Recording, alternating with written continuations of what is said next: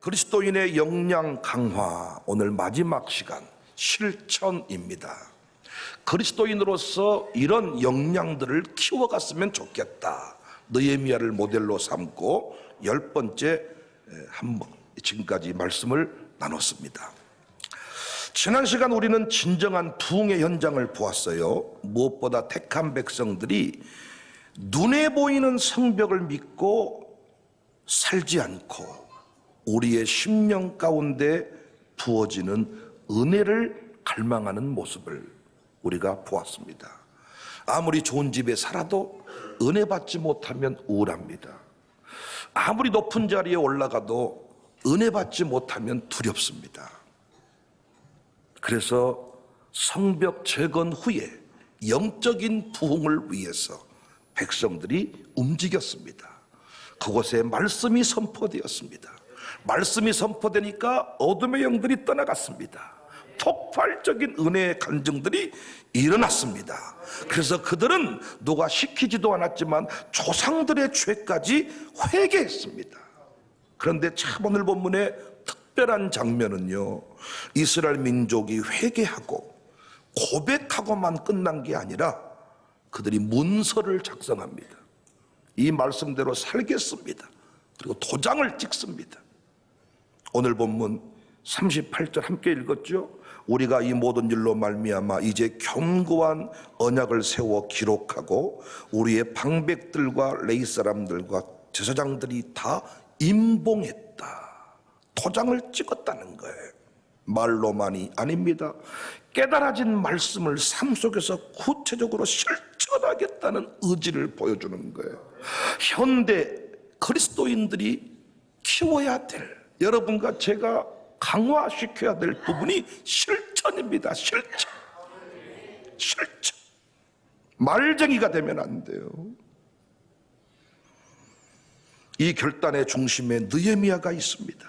10장 1절에 보면 그 임봉한 자는 하가랴의 아들 총독 느헤미야로부터 이제 결단의 역사가 시작이 되는데, 어떤 결단을 했느냐?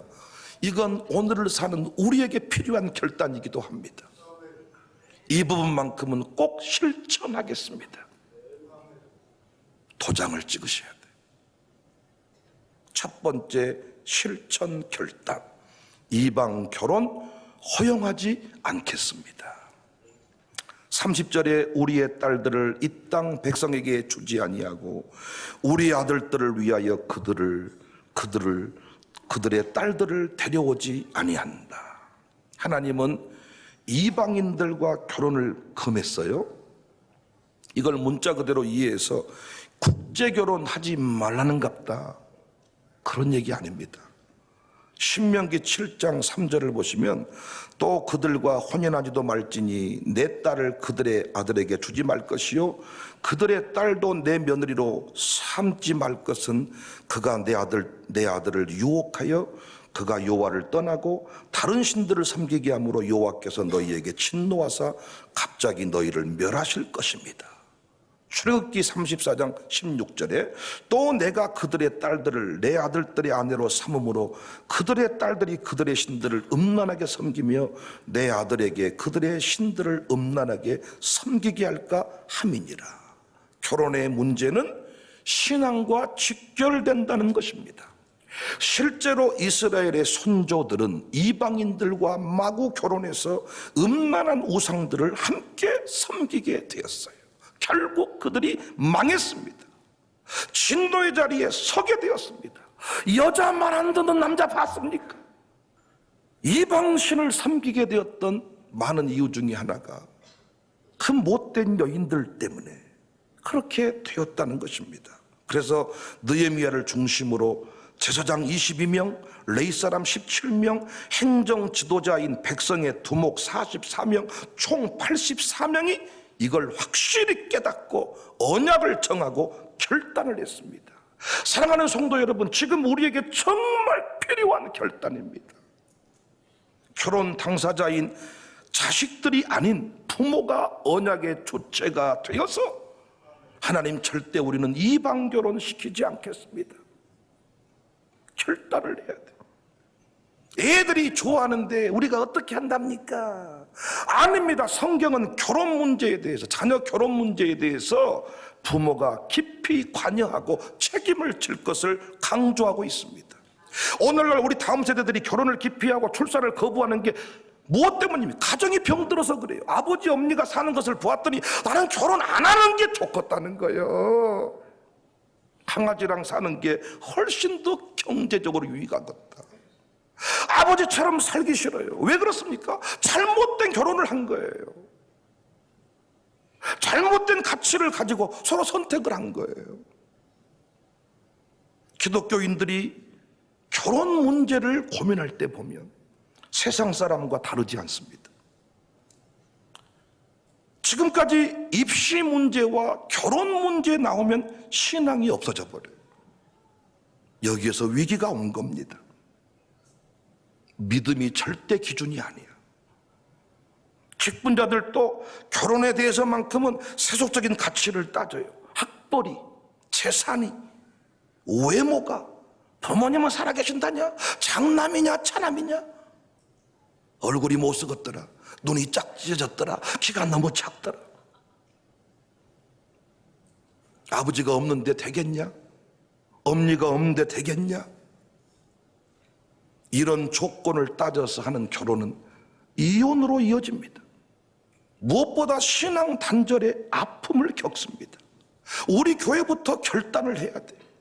공개적으로 양육사급 이상 우리 교회 리더그룹들은 선언해야 돼요. 나는 절대로 세속적인 가치를 따라 내 아들, 딸을 결혼시키지 않겠습니다. 아멘 할 줄 알았습니다. 믿음도 있지만은 아빠도 있는 게 좋지 않겠습니까? 여러분의 마음은 그거죠. 믿음만 가지고 어떻게 산답니까? 놀라운 것은 믿음도 있고 돈도 있고 인물도 좋고 이러면 얼마나 좋겠습니까? 그런데 그렇지 않은 경우가 많습니다. 그때 우리의 선택 기준은 오직 같은 신앙, 하나님이 인정하시는 믿음이어야 합니다. 저는 이방인들과의 결혼 추리하지 않겠습니다. 갈수록 이것이 어려워집니다. 저는 거짓말 못하겠습니다. 서로 신앙이 다른데 믿음이 없는데 신혼여행 떠나면서부터 갈등이 올 건데 하나님이 당신들을 잘 살게 할 것입니다. 저는 이런 말 할 수가 없습니다.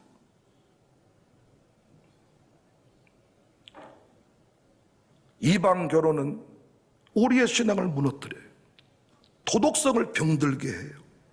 2500년 전 이스라엘 백성이 왜 성벽이 무너지고 그 처절한 고통을 당했는지를 우리는 기억해야 됩니다. 결단하십시다. 세속적인 가치를 따라 결혼하지 않겠습니다. 하나님이 기뻐하시는 믿음의 가정을 이루겠습니다. 우리 어른들이 도와줘야 돼요. 선언하셔야 돼. 선언. 도장 찍어야 돼. 옛날에 그래서 우리 장로님들급 믿지 않는 결혼을 시킨 뒤에 수찬정지, 교회로부터 징계를 받았습니다. 근데 지금은 어떻게? 그 믿음의 가정도 아닌데 목사가 줄에 안 서면 목사님이 징계받습니다.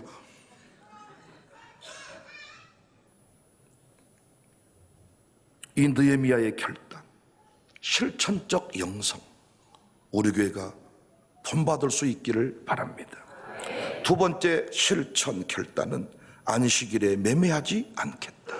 31절에 우리가 안식일이나 성일에는 그들에게 사지 않겠고 일곱째 해마다 땅을 쉬게 하고, 하나님은 6일 동안 일하시고 7일째 되는 날 안식했죠. 그리고 모든 백성들에게 안식일을 명하셨죠. 여기 안식이라는 말을 잘못 이해해서 아무것도 안 하고 그냥 집에서 노는 걸 안식이라고 이해해서 자꾸 교회에서 뭔 일하자 그러면 아따 좀 안식을 해야 월요일부터 일할 거 아닙니까? 잘못 이해된 거죠. 여기 이 안식이라는 말을 원문으로 보면 샤바트인데 아무 일도 하지 않은 것이 아니라 하나님께서 친히 당신이 지으신 모든 세상 만물을 보시면서 보시기에 심히 좋았더라, 보시기에 심히 좋았더라. 이 행동이, 이 행위가 안식입니다. 그래서 이 샤바트라는 말을 잔치를 벌이다, 잔치집으로 해석을 하는 거예요. 이 안식에 참여 모든 백성에게 명령하셨습니다.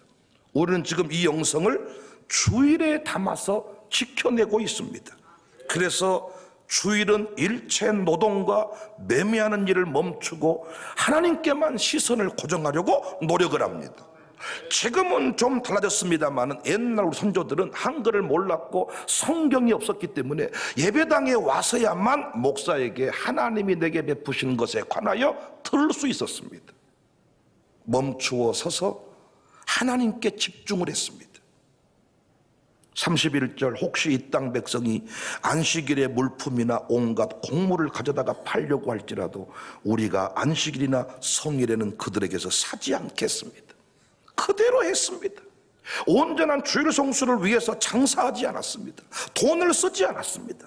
그래서 초기 한국교회는 주일이 되면 확실히 세상 사람과 구분이 되었습니다. 기독교인들이 예배드리는 날이 주일입니다. 농번기철에도 그들은 깨끗한 옷을 입고 논뚝기를 타고 당당히 예배드리러 갔습니다. 성경책 옆에 끼고 예배드리러 갔습니다. 오늘날 한국교회는 주일은 합법적으로 놀러 가는 날입니다. 일부 예배부터 오부 예배까지 있어가지고 필요한 시간에 예배드리고 나머지는 내가 필요한 대로 쓰는 것이 안식일 주일의 모습이 됐습니다. 물론 문자 그대로 안식일을 지킬 필요는 없어요. 그러나 반드시 일의 하루는 멈추어 서서 사명 앞에 다시 서야 합니다. 예수 믿고 난 뒤에 가장 영광의 그 상급이 뭐냐? 누리는 그 복이 뭐냐? 차원이 다른 사명을 만난 거예요. 예수 믿고 난 뒤에 누리는 가장 큰 복이 뭐냐? 믿음의 가족을 만난 거예요. 그래서 주일은 멈추어 서서 어떻게? 가족을 만나야 돼요. 여러분, 형제간들이 다 모였는데 나 혼자 바쁘다고 명절 때 안 내놓으면 형제들이 기분 좋습니까? 엄니가 떡국 끓여 놓았는데 그 떡국이 참 기분 좋습니까? 엄니 마음이 팍 상합니다. 여섯째 놈은 어디서 밥은 먹었는가 모르겠다. 우리 막둥이는 어디서 밥은 먹었는가 모르겠다. 그래서 아무리 바빠도 명절날은 시골집에 가야 돼. 그놈이 효자요. 주일이 그와 같습니다. 기독교인들의 명절날과 같습니다. 믿음의 식구를 만나서 잔치를 벌이는 것입니다. 수고했다 수고했다. 조카들을 축복하고 형님을 축복하고 서로 사랑을 나누고 다시 힘 얻어서 월요일부터 다시 장관으로 각자의 자리로 나가는 것입니다. 그래서 우리는 서약해야 돼요. 결단해야 돼요. 아무리 바빠도 주일에 장사하지 않겠습니다. 아무리 바빠도 주일에 본 교회에 와서 사명 앞에 서고 가족들과 함께 애찬을 나누겠습니다. 부모들은 자식들이 와야 어깨에 힘이 들어가는 거예요. 자식들은 부모를 또 만나야, 형제를 만나야 내 뿌리를 확인하는 날입니다. 주일이 그와 같다고요. 그런데 어느 순간 지나면 주일이 뭔지도 모르고 주일인 것 같지도 않고 아니고 뭐 어디로 왔다 어디로 간지도 모르고 여기서 구약시대 안식일이 무너지면서부터 모든 게 무너져 버린 겁니다. 그래서 우리 교회 지금처럼 느헤미야 때와 같이 서약하시자고요. 결단하시자고요. 내가 어디 해외 출장을 가도 토요일만큼은 본교회로 돌아오겠습니다. 그래서 그 맛이 있죠. 야, 이곳에서 시작된 당신의 인생 우리가 축복해줘야 돼. 우리가 축복해주고 우리가 격려해주고 당신이 또 우리 가운데로 와야 완전한 공동체가 되고. 여러분 그거 잘 모르십니까? 밥 차려놨는데 아들놈 한 놈이 안 오면 기분이 좋으십니까? 둘째 아들이 다 먹어버리면 기분이 좋아요? 엥가 좀 먹어라 이 새끼야. 형님 것 남겨놓고 그 둘째 놈은 어떻게 다 먹어버려. 소세지 그냥 볶아놓은 거. 엥가 참 먹어라 이 새끼 팩 그냥 네 형님 것 네 누나 것 좀 남겨놓거든. 오 또 저거니 맛있네 뭐 다 먹어. 부모님이 얼마나 믿겠습니까? 먹는 건 좋은데 부모님은 형님 동생이 다 큰아들 작은아들 다 와서 먹어야 된다니까요. 창사교회 주일이 그와 같습니다.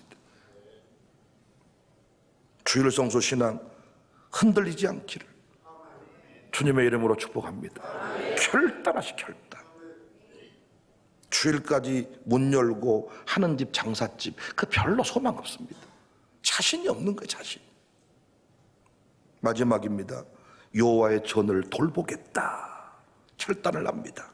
32절에 우리가 또 스스로 규례를 정하기를 해마다 각기 세겔의 3분의 1을 수납하여 하나님의 전을 위하여 쓰게 하되, 32절부터 39절까지 하나님의 전이라는 말이 무려 9번이나 등장합니다. 그러니까 느헤미야는 백성들과 함께 하나님의 전을 확실하게 돌보겠다고 결단을 해요. 여러분, 천지를 주관하신 하나님은 영이시기 때문에 이 건물 안에 가둬 놓을 수 없는 분이에요.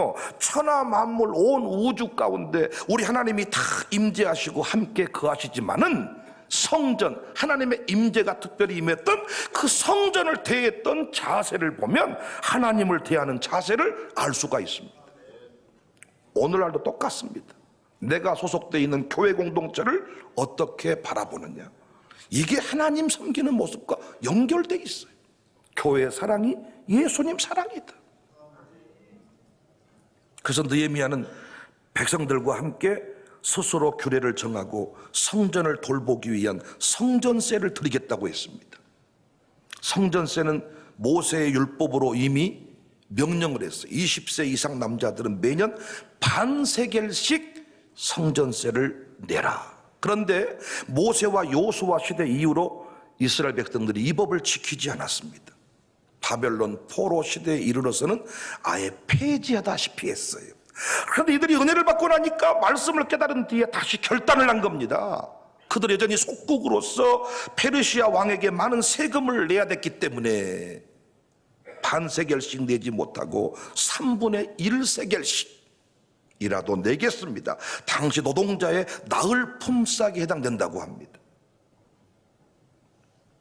작지만 가난하지만 성전 돌보는 비용을 우리가 부담하겠습니다.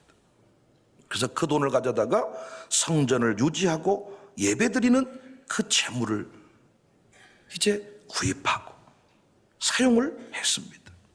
최선을 다해 헌금한 것입니다. 바울의 지적처럼 극한 가난 중에도 풍성한 연보를 드렸다. 34절에 해마다 나무를 들여 제단에 사르게 했다. 이것은 수시로 드리는 특별헌금에 해당이 되지요. 하나님의 단에 불이 꺼지면 안 되기에 그들은 나무를 제단 불 꺼지지 않도록 드렸습니다. 사랑하는 여러분, 이 시대의 한국교회 제단에 불이 꺼져가도 누구 한 사람 채물이 되지를 않습니다. 자신의 가정 문제는 빚을 내서라도 해결하면서 교회 문제 신경 쓰지 않습니다. 바빠서, 아까워서. 그러니까 느헤미야와 그 백성들이, 지도자들이 은혜 받고 회개만 하고 끝난 게 아니라 우리가 그동안에 어렵다고 성전세를 내지 않았다. 그래서 성전 제사가 갈수록 위축되고 제사장 레인들이 생활비가 없게 되었다.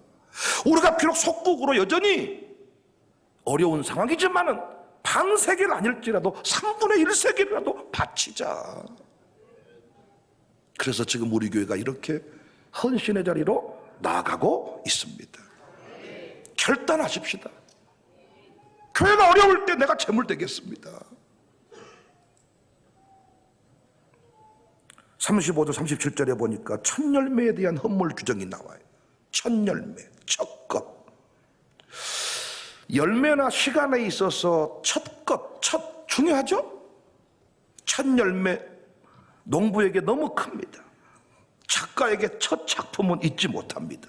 운동선수에게 데뷔전은 중요합니다. 부모에게 첫 자식의 의미는 남다릅니다. 우리 차남들이 많은데 여기서 열받아가지고 부모님이 아니 이 일은 차남한테 다 시키고 좋은 것은 장남한테, 네 형한테 열받아가지고 어쩔 수가 없어. 첫 것에 대한 남다른 마음이. 그런데 하나님은 그 첫 열매를 드리라고 하십니다. 첫날을 보내는 신부의 심정으로 드려라. 첫 열매는 시간상 처음 것일 뿐 아니라 내용적으로도 가장 새롭고 탁월하여 가치가 있는 것을 말합니다. 비행기 탈 때도 최고 좋은 자리가 퍼스트 클래스, 최고의 가치를 가졌다는 거예요. 우리 교회가요, 하나님 앞에 주의 일을 할 때 말로만이 아닙니다. 그래서 우리 교회 직분자들이 참 나는 귀해요. 말로만 사인하는 건 누가 못합니까? 사인만 하는 건 누가 못합니까, 여러분? 있는 돈 나눠주자 사인 누가 못합니까? 근데 그 사인을 하면 본인이 돈을 내놔야 돼. 그런데 다 하겠습니다. 그래서 우리 교회가 이렇게 많은 일들을 감당을 했습니다. 중요한 광고가 빠졌는데 이번 주 토요일 날 또 기도회가 있네, 우리 교회. 나라사랑 기도회. 근데 그때 또 밥을 해야 되네요. 목요일도 밥하고 토요일도 밥하고. 감사하지 않습니까? 37절 39절에 보니까 10의 1조에 대한 헌신에 대한 얘기가 나옵니다.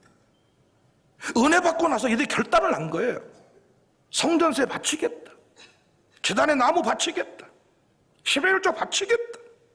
입술로만이 아닙니다. 결단을 하고 사인을 해야 돼. 이 모든 일에 느헤미야가 선봉에 섰습니다. 예배관 못지않게 헌금관이 중요합니다.